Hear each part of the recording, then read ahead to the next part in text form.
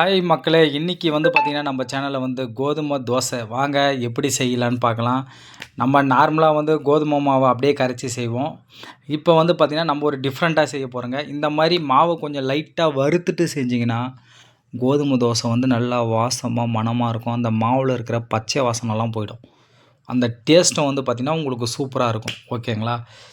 ஏன்னா நெறைய பேருக்கு கோதுமை தோசை பிடிக்காது. ஏன்னா டெய்லி சப்பாத்தி சாப்பிட்ருவாங்க. கோதுமை தோசை சாப்பிட்ணுன்னா அது ஒரு மாரி இருக்குது அப்படின்னுவாங்க. ஓகேங்களா? மோஸ்ட்லி இந்த டயபெட்டிக் பேஷண்ட்லாம் ரெகுலராக சாப்பிடுவாங்க இல்லைங்களா? அவங்களுக்கு இது ரொம்ப ஹெல்ப்ஃபுல்லாக இருக்கும். இந்த மாரி நீங்கள் மாவை ஒரு 2 நிமிஷம் மீடியம் ஃப்ளேமில் வச்சு வறுத்துட்டு, அதுக்கப்புறம் மாவை ஆற விட்டு, இல்லை நீங்கள் ஒரு 3 to 4 டேஸுக்கு கூட நீங்கள் வறுத்து போட்டு வச்சுக்கலாம். ஒன்றும் தப்பு இல்லைங்க. வறுத்து மறுபடியும் மாவு ஆற வச்சுட்டு, நம்ம இப்போ மாவு கரைச்சிக்க போகிறோம் தோசைக்கு. ஓகேங்களா? நம்ம உப்பு ஆட் பண்ணியாச்சுங்க, சால்ட்டு. நெக்ஸ்ட்டு பார்த்திங்கன்னா, அந்த வறுத்து ஆற வச்சுருக்க மாவை இப்போ மாவு நம்ம ஒரு பவுலுக்கு மாற்றிட்டோம். நெக்ஸ்ட்டு பார்த்திங்கன்னா, அந்த மாவில் நம்ம இப்போ முட்டை ஆட் பண்ண போகிறோம். 2 முட்டை. ஓகேங்களா? நீங்கள் நார்மலாக கோதுமை தோசை ஊற்றுவீங்க. இந்த மாதிரி முட்டை போட்டு ஊற்றலாம். அப்புறம் வெங்காயம் நல்லா பொடுசாக கட் பண்ணி போட்டு, கடலப்பருப்புலாம் வறுத்து போட்டு அடை மாதிரி ஊற்றலாம். எல்லாமே நல்லாயிருக்கும். நம்ம ஏன் முட்டை போட்டு இந்த மாதிரி பேசுகிறேன் அப்படின்னு பார்த்தீங்கன்னா, முட்டை மாவில் நல்லா மிக்ஸ் ஆகாது. அதனால் பார்த்திங்கன்னா, மாவாக இருக்கும்போதே முட்டையை நல்லா இந்த மாதிரி மிக்ஸ் பண்ணி விட்டுட்டு பளபளன்னு ஆகிடும். மாவு பார்த்திங்கன்னா, கட்டி இல்லாமல் பளபளன்னு ஆகிட்ட பிறகு நம்ம தண்ணி ஊற்றி நல்லா பார்த்திங்கன்னா கரைச்சி எடுத்துக்க போகிறோம். மாவு கரைச்சி ஒரு 5 மினிட்ஸ் வச்சா போதுங்க. நீங்கள் ரொம்ப நேரம் வைக்கணுன்றது கிடையாது. தேவையான அளவு உங்களுக்கு எந்த அளவு வேணுமோ அந்த அளவு நீங்கள் தண்ணி ஊற்றி கூட கரைச்சிக்கலாம். ஓகேங்களா? இப்போ நம்ம ஃபஸ்ட்டு நல்லா அந்த முட்டையை மிக்ஸ் பண்ணி விட்டாச்சு. இப்போ பார்த்திங்கன்னா தண்ணி ஊற்றி நம்ம கரைச்சி எடுத்துக்க போகிறோம். மாவு பார்த்திங்கன்னா தோசை பதத்துக்கு நம்ம மாவை இப்போ மிக்ஸ் பண்ணி கரைச்சிக்க போகிறோம். அந்த கட்டிலாம் வந்தீங்கன்னா கொஞ்சம் ஒரு மாதிரி கட்டி கட்டியாக வரும்.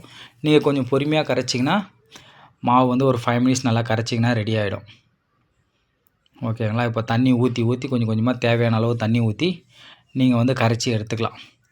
பாருங்கள், மாவு கரைச்சி எடுத்தாச்சுங்க. நெக்ஸ்ட்டு நம்ம மிக்ஸ் பண்ணுறதுக்கு பீட் பண்ணுறது அதை போட்டு மிக்ஸ் பண்ணிக்கிறோம். நம்ம பார்த்திங்கன்னா ஒரு 1/2 ஸ்பூன் சீரகம் ஆட் பண்ணுறோம் அதில். ஓகேங்களா? அவ்வளோதாங்க, தோசை மாவு ரெடி.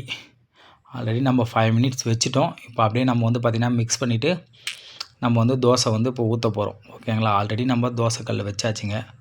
கல் சூடு ஆகிட்டு இருக்குது. இப்போ மாவு நல்லா நம்ம மிக்ஸ் பண்ணி விட்டுட்டு நெக்ஸ்ட்டு தோசை ஊற்ற போகிறோம். ஓகேங்களா? இந்த தோசைக்கு நீங்கள் சாம்பார், சட்னி மோஸ்ட்லி எது வேணாலும் சாப்பிட்லாம். எல்லாத்துக்குமே கொஞ்சம் மேட்ச் ஆகும். நம்ம பார்த்திங்கன்னா இன்றைக்கி பொடி வச்சுருக்கோம். ஓகேங்களா? நார்மல் இட்லி பொடின்னு சொல்லுவோம் இல்லைங்களா, மிளகா பொடி, அந்த பொடி வச்சுருக்கோம். அவ்வளோதாங்க. இது ஏன் அந்த மாதிரி வருதுன்னு பார்த்தீங்கன்னா, தோசை கோதுமை தோசை மோஸ்ட்லி ஊற்றும் போது பார்த்திங்கன்னா மெலிசாக வராது. ஓகேங்களா? அது ஊற்றும் போதே மாவு சுற்றிக்கும். இந்த மாதிரி கொஞ்சம் தடமாக தான் வரும். ஓகேங்களா? எண்ணெய் உங்களுக்கு வேணும்னா நீங்கள் போட்டுக்கலாம், வேணான்னா விட்டுடலாம், ஆப்ஷன்.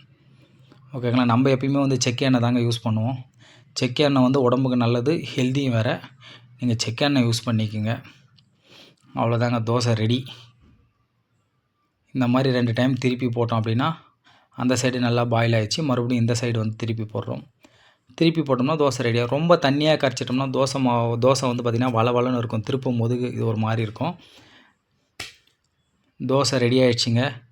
நீங்களும் உங்கள் வீட்டில் ட்ரை பண்ணி பாருங்கள். ட்ரை பண்ணி பார்த்துட்டு எப்படி இருக்குன்னு சொல்லிட்டு கமெண்ட் பண்ணுங்கள். சப்ஸ்கிரைப் பண்ணுங்கள்.